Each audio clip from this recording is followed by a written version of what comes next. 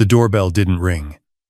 The app on my phone buzzed twice, that soft double pulse that means motion detected, not a visitor.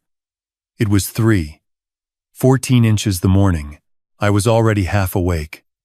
At 68, you don't sleep the way you did at 30. You drift in and out, and some part of your brain stays on watch even when the rest of you has let go. My wife Elaine used to say I slept like a man who expected trouble. She wasn't wrong. 41 years as a solicitor will do that to you. I picked up the phone from the nightstand and opened the camera app. That last one I installed myself 18 months ago, after my neighbor Barry had a break-in 2 streets over. The police never found who did it. I decided I wouldn't leave that kind of thing to chance. The notification was from the hallway camera. I tapped it. The footage was clear. I'd paid for good cameras, the kind that see properly in the dark, not the grainy green nonsense you used to get. The timestamp in the corner read 3:11 a.m. And standing outside the door to my study, with her hand already on the doorknob, was my daughter-in-law. Her name is Renata. She's 34 years old, originally from Perth, met my son Oliver at a conference in Sydney 6 years ago. They married 4 years back at a winery in the Yarra Valley. I stood next to my son at the altar, and I genuinely thought that he had chosen well. She was sharp, confident, warm when she wanted to be. I told myself that the moments when she seemed calculating were just ambition. I told myself a lot of things about Renata. I watched her open the door to my study and walk inside. I didn't get out of bed.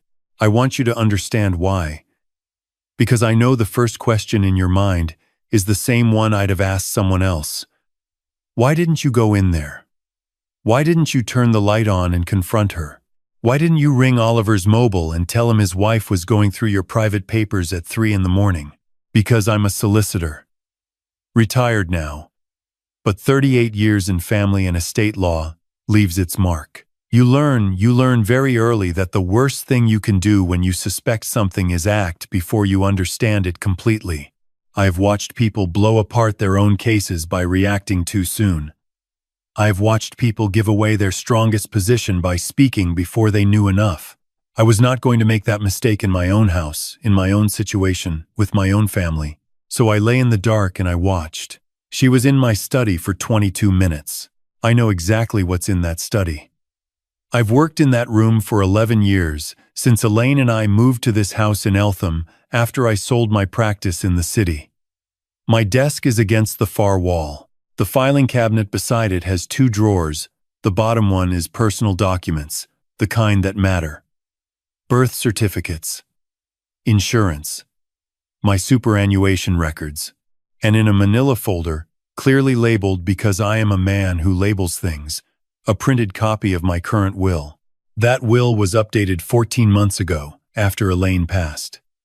I sat with my former colleague Margaret Ashworth, who now runs the firm I used to own, and we went through everything carefully. The house goes to Oliver.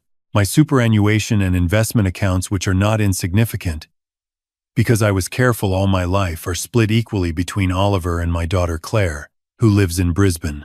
There is a separate allocation for my 2 grandchildren, Oliver and Renata's children, held in trust until they're 25. Renata herself is not named as a beneficiary. She benefits only through her marriage to Oliver, and only as long as that marriage exists. I don't know when Renata learned the details of that will.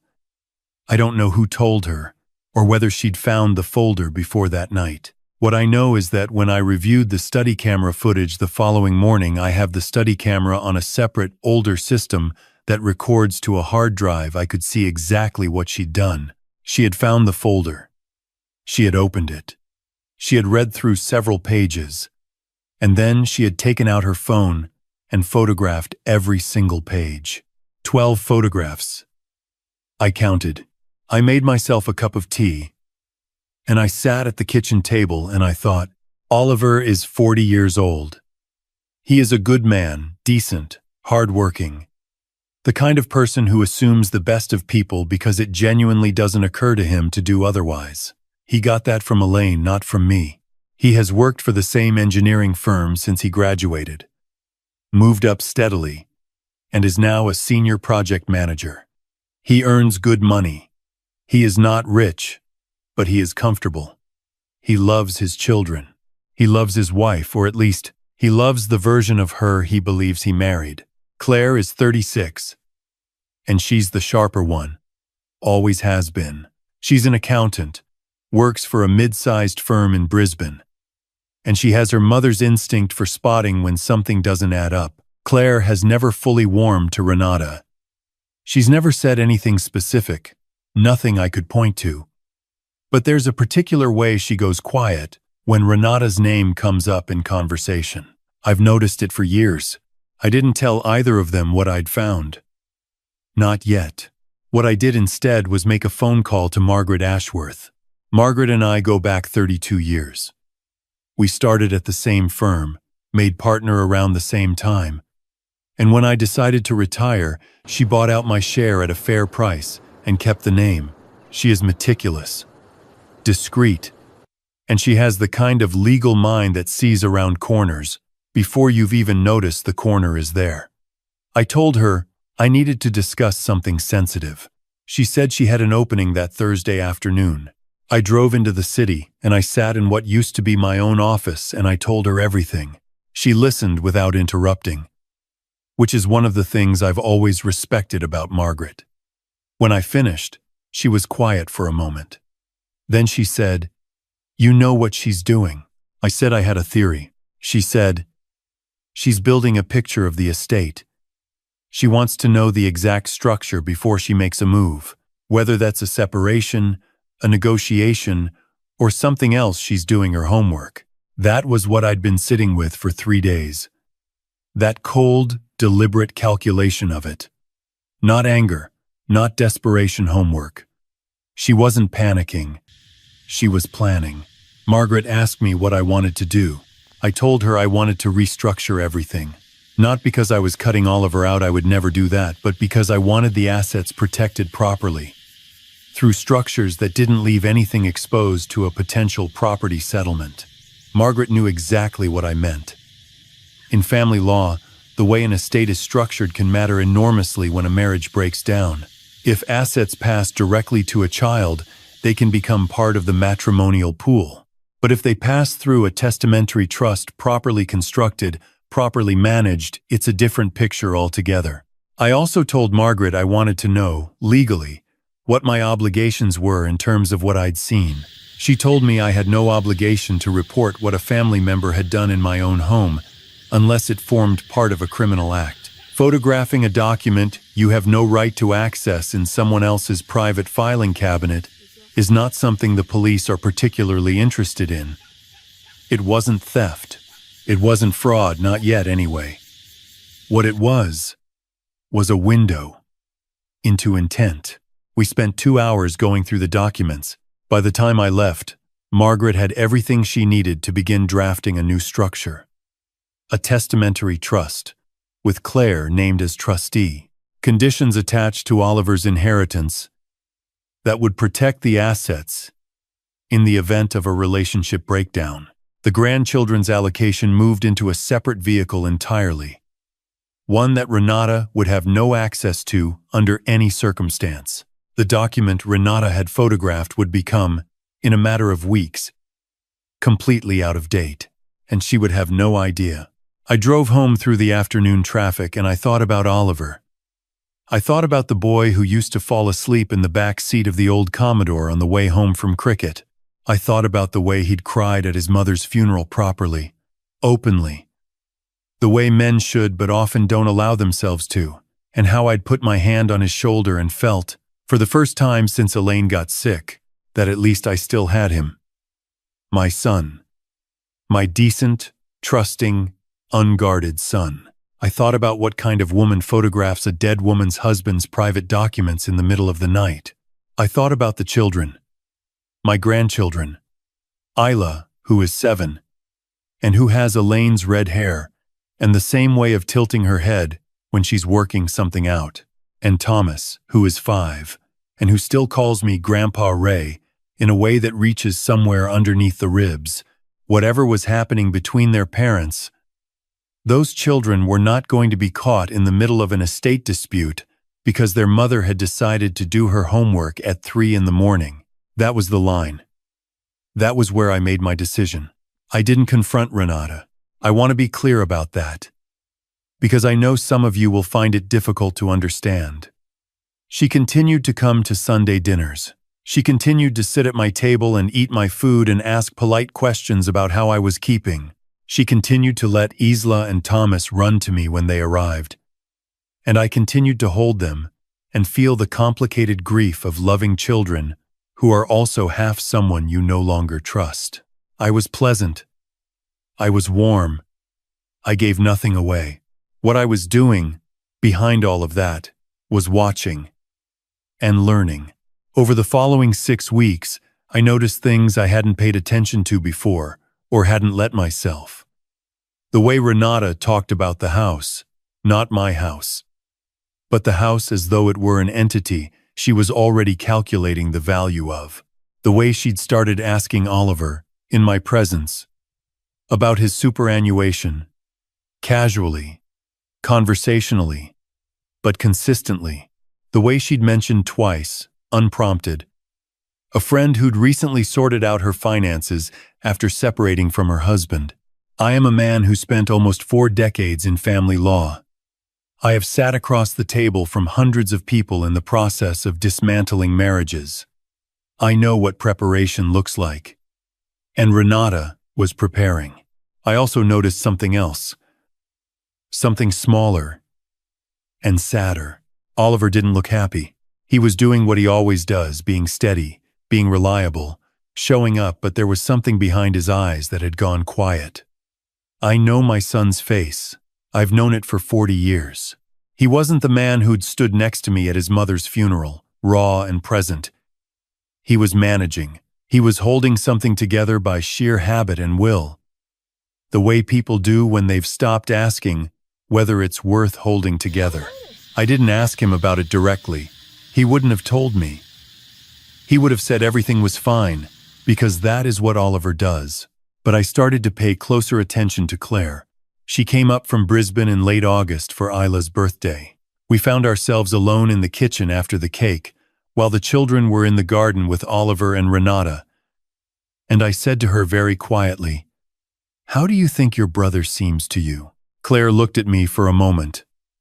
Then she said, "Tired, Dad.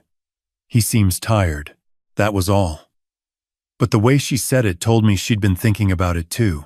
I didn't tell Claire about the camera footage.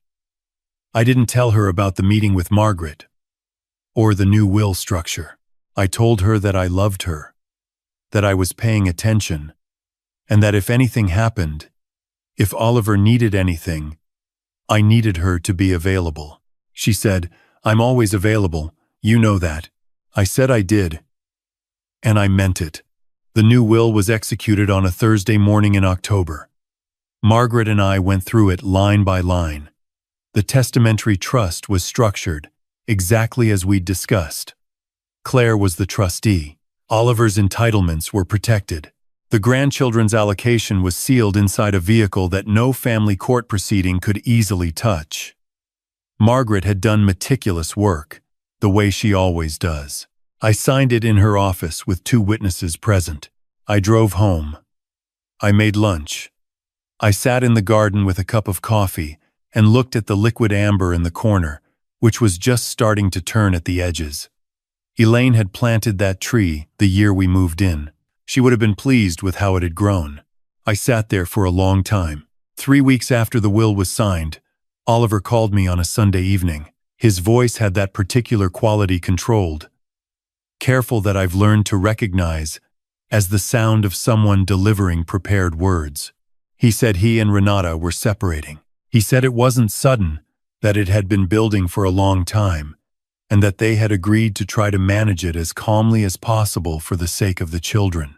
He said Renata would initially stay in the house with Isla and Thomas while they worked out the arrangements, and he would move into a flat in Fitzroy. He said he was okay. He said it twice. I let him talk.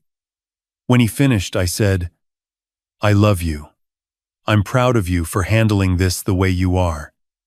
And whatever you need, I'm here." He was quiet for a moment. Then he said, "Thanks, Dad." After we hung up, I sat with the phone in my hand for a while. I did not feel satisfaction. I want to be clear about that too. There is nothing satisfying about watching your son's marriage end.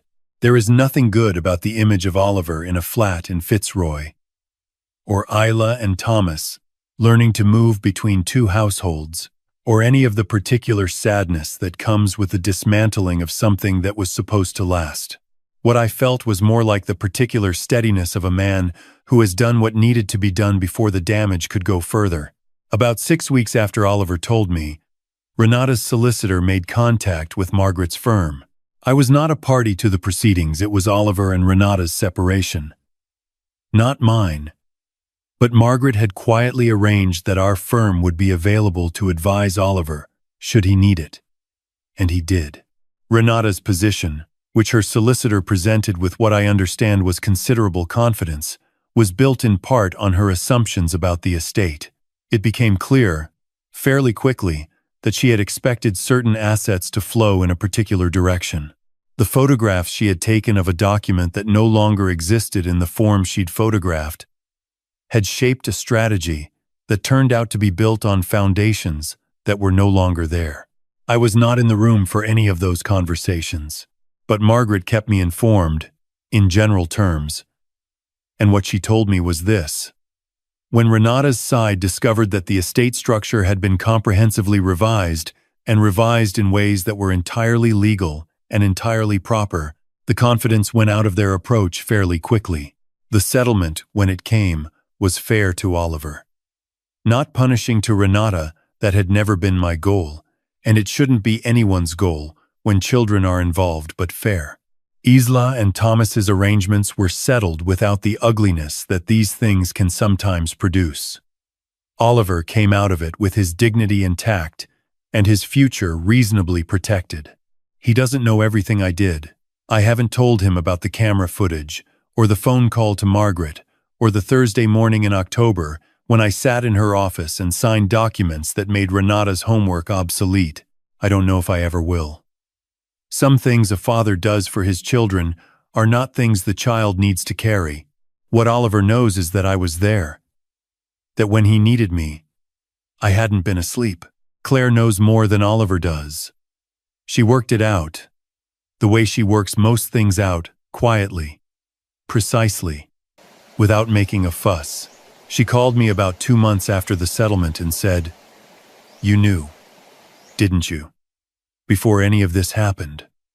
I said, "I suspected." She said, "The will." I said, "Margaret did good work." There was a pause. Then Claire said, "Mum would have done the same thing." I don't think that's entirely true. Elaine was kinder than me, more willing to believe that people generally mean well. But I think what Claire meant was that Elaine would have protected her children by whatever means were available to her. And in that sense, yes. Yes, she would have. Isla and Thomas still come to me on Sunday afternoons. Oliver drops them off around noon and picks them up after dinner. Renata and I have a civil, careful relationship, the kind that exists for the sake of the children and doesn't pretend to be anything more. She knows that I know something, I think. She's never said it directly, and neither have I. We both understand the terms of the arrangement. The liquid amber in the garden has dropped most of its leaves now. I raked them up last weekend, Isla helping with the smaller rake I bought her last year. Thomas mostly running through the piles and undoing our work, which is exactly what he should be doing at 5 years old. Elaine's tree, my grandchildren, this house. There are things worth protecting. And there are ways of protecting them that require patience and knowledge, and the willingness to sit still in the dark at 14 inches the morning, and not act too soon. I have been asked by people who know bits of this story whether I feel guilty, whether it was right to restructure the estate without telling Oliver, whether I should have confronted Renata the moment I saw the footage. I've thought about that carefully, because I think it deserves a careful answer. I believe a parent's job doesn't end at a certain age. It changes. You stop making decisions for your children. You stop being the authority in their lives. But you don't stop being the person who stands between them and certain kinds of harm if you can. An adult child still needs, sometimes, someone in their corner who is thinking 3 steps ahead while they're in the middle of the hurt.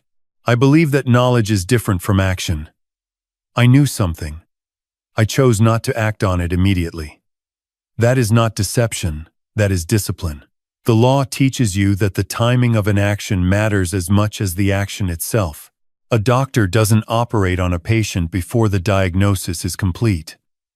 I did not move before I understood what I was dealing with. And I believe this is perhaps the hardest one, that protecting the people you love sometimes means doing things they will never fully know about. Not to control them, not to undermine them, but to quietly stand in the way of something that would have hurt them and say nothing, and let them live their lives. Oliver is in a better place now than he was a year ago. He looks less tired. He started playing cricket again on Saturday mornings. He played all through his 20s and gave it up when the children were small. He called me last month just to talk. No particular reason. The way he used to when Elaine was alive. We spoke for an hour about nothing much. The cricket. A documentary he'd watched. Whether I needed anything done around the house. It was one of the better hours I've spent in some time. The camera on the hallway is still there. The hard drive still records. I check the footage when the app buzzes, and most of the time, it's nothing. A possum on the roof, the shadow of a branch. Ordinary life. Unfolding safely in the dark.